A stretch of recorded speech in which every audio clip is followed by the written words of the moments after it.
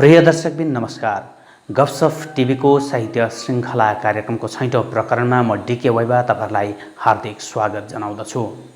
आज मसँग हुनुहुन्छ 4 जना वरिष्ठ कविहरू। यी 4 जना कविहरूका कविता आज हामी सुन्नेछौँ। कोरोना महामारीको यो सङ्कटमा अहिलेघरि घरभित्र बसेका मानिसहरूलाई मानसिक राहत प्रदान गर्नका निम्ति गफसफ टिभीले साहित्य श्रृङ्खला नामक साहित्यिक कार्यक्रम सुरु गरेको हो। यसै क्रममा आज मसँग वरिष्ठ कविहरूले यो कार्यक्रममा आफ्नो कविता वाचन गर्नेछन्। कार्यक्रममा आज मसँग हुनुहुन्छ वरिष्ठ कवि मोहन ठकुरी, मसँग अर्का वरिष्ठ कवि हुनुहुन्छ सुरेन्द्र थिङ अनि अर्का कवि हुनुहुन्छ रेमिका थापा। यी तीनैजना कविहरू मङ्पुबाट छन् भने अर्का एकजना कवि हुनुहुन्छ सिक्किम विश्वविद्यालयकी प्राध्यापिका डाक्टर कविता लामा। मसँग रहेका यी 4 जना कविहरूले आज घरभित्र बसेका जनताहरूलाई घरैबाट आफ्नो कविता सुनाउनुहुनेछ। स्वीकार्नुहोस् दर्शकवृन्द यी 4 जना कविहरूका कविता। श्रोता वृन्दमा मेरो नमस्कार। मेरो कविता छ आकाशमा गिद्ध। आकाशमा गिद्ध, सानो बन्द कोठा, आफै भित्र आफै बन्दी म। सानो बन्द कोठा, आफै भित्र आफै बन्दी म। मेरै वरिपरि चुपचापहरू बसेका छन् पलिटीमा।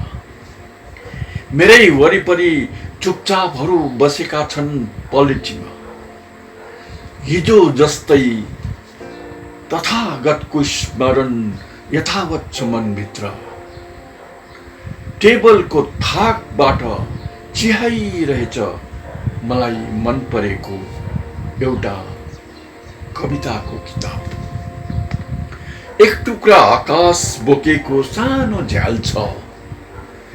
एक टुक्रा आकाश बोकेको सानो झ्याल छ। माथि माथि आकाशमा सुस्त गतिमा फन्को मारिरहेछ एउटा गिद्ध। सुस्त गतिमा फन्को मारिरहेछ एउटा गिद्ध। नाघेर लक्ष्मण रेखा पटक्क निस्किँदिन म। कोठा बाहिर, आँगनमा, बाटोमा, हाट बजारमा पटक्क निस्किँदिन। गाउँको आकाशमाथि गिद्धहरू फन्को मारिरहेको दृश्य कदापि हेर्ने मन छैन मलाई।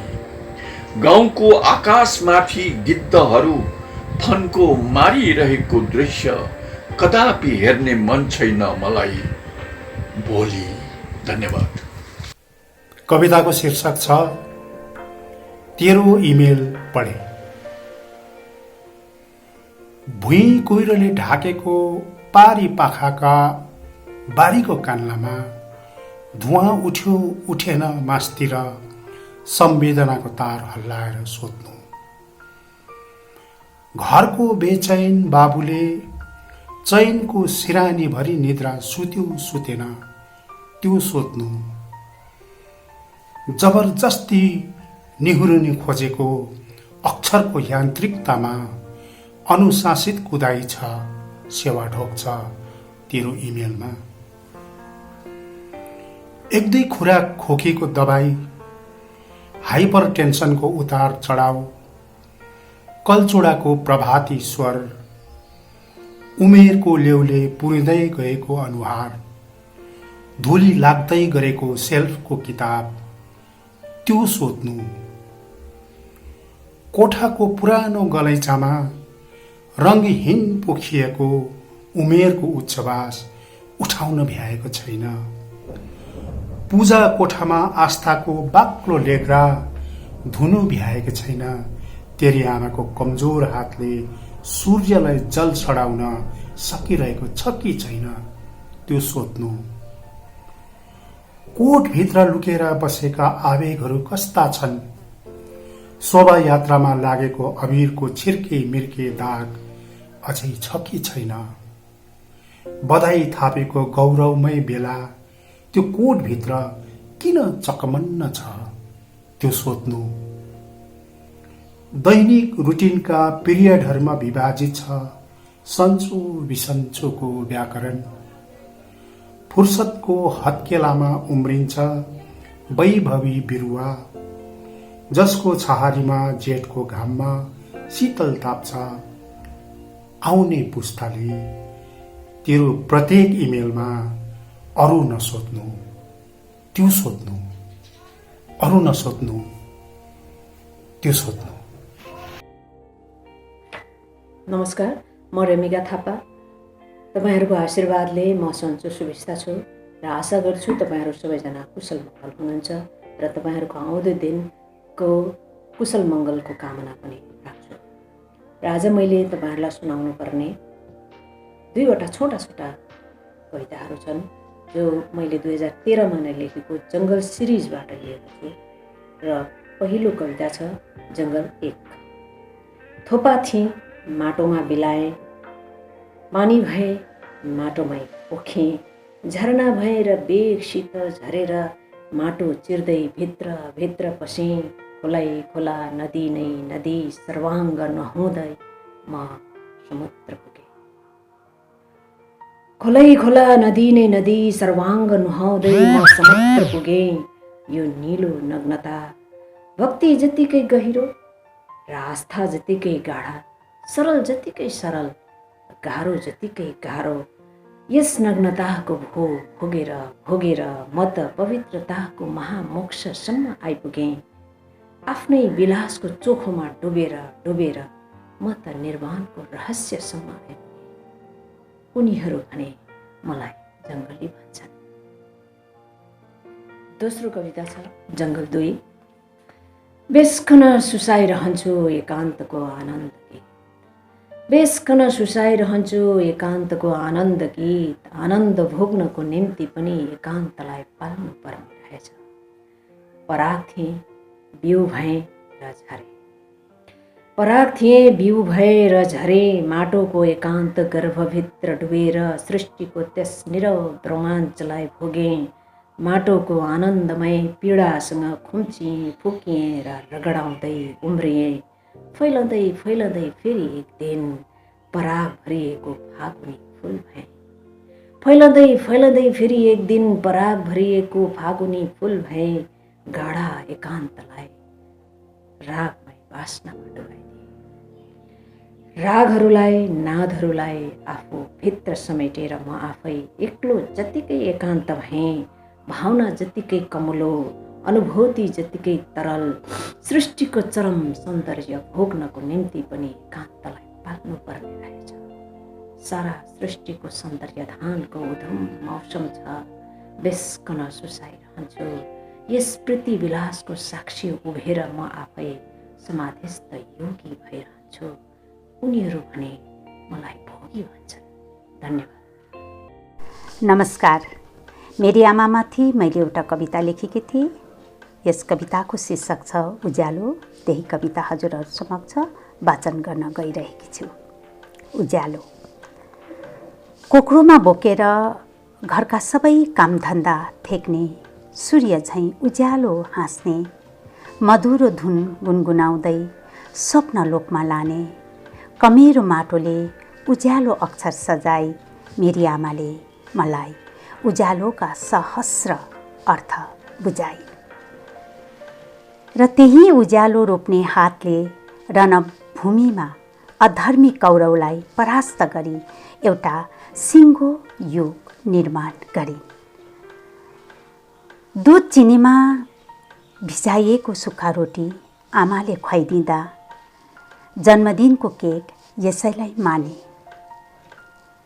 फेल भएर डराएर घर पस्दा आँखाबाट भरोसा बोल्ने, खेलमा साथीहरूसित हारेर घर फर्कँदा जितको न्यानो अङ्गालो हाल्ने मेरी आमाले यी टुक्रा टुक्रा उज्यालाहरूले आकाशमा सयौं सूर्य उदाएको देखाइन्।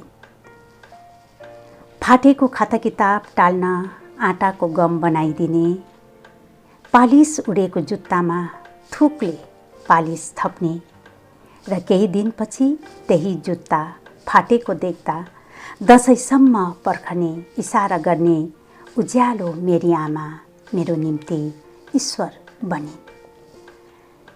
उज्यालोको अर्थ आकाशमा सूर्य देखाउँदै, उज्यालोको अर्थ आकाशमा सूर्य देखाउँदै, धिप्रीलाई एक छुलको खाम बनाउँदै उज्यालोले गाउँको गोडेटो भर्ने र मेरो आँखामा सपना सजाउने मेरी आमाले थाकेका अनि हारेका रेखाहरूलाई कोरिनै दिनन् घरको आँगन र छानोमा कहिले पनि। बारीमा हाल्ने पानीले मलिलो पारिन् मेरो मन अनि मस्तिष्क र फुलाइन् ठकमक्क सुन्दर फुल मेरो जीवनमा। आज सोध्छु आफैलाई सके कि सकिन ओछ्याउन मैले मेरो काख आमाको ममतालाई आड दिन। सके कि सकिन उभ्याउन यो काँध आमाको विश्वास लर्खराउन नदिन र बढाए कि बढाइन मेरो हात आमाको वृद्ध हात थाम्न। थाहा छैन जीवनको हिसाबमा कसरी छुटेछ यी गिन्तीहरू। थाहा यति मात्र छ आजसम्म मेरोबाट फिर्ता केही पनि लिन नचाहने अनि उज्यालोतर्फ हेरेर आफ्नो जीवन बाँच्न सिकाउने मेरी आमा विश्वासको अट्टल र झरझराउँदो पहाडसित हरेक बिहान सूर्य झैँ उज्यालो उदाउँछिन् मेरी आमा। विश्वासको अटल र झरझराउँदो पहाडसित हरेक बिहान सूर्य झैँ उज्यालो उदाउँछिन् मेरी आमा। धन्यवाद। गफसफ टिभीको साहित्य श्रृङ्खला 6औं प्रकरणमा आज हामीलाई 4 जना वरिष्ठ कविहरूले आफ्नो कविता वाचन गरेर सुनाए। यी 4 जना कविहरूलाई हामी हार्दिक आभार प्रकट गर्छौँ। अहिलेघरि घरभित्र बसेका मानिसहरूलाई मानसिक राहत प्रदान गर्नका निम्ति गफसफ टिभीले सुरु गरेको साहित्यिक कार्यक्रममा हामीलाई विभिन्न ठाउँहरूबाट कविहरूले कविता वाचन गरेर पठाइरहेका छन्। यी पठाउने कविहरूलाई हामी हार्दिक आभार प्रकट गर्न चाहन्छौँ अनि अन्य कविहरूलाई पनि घरभित्र बसेर आफ्नो कविता वाचन गरेको भिडियो हामीलाई पठाइदिने आग्रह पनि गर्छौँ ताकि हामी अघिल्लो एपिसोडहरूमा यी कार्यक्रमहरू प्रस्तुत गर्न सकौँ। आज हामीलाई वरिष्ठ कवि मोहन ठकुरी, सुरेन्द्र थिङ, रेमिका थापा अनि डाक्टर कविता लामाले आफ्नो कविता वाचन गरेर सुनाए। आगामी प्रकरणमा पनि म तपाईहरू समक्ष अन्य कविहरूका कविताहरू लिएर प्रस्तुत हुने बाचा गर्दै अहिलेलाई तपाईहरूबाट ओझल हुन चाहन्छु। नमस्कार।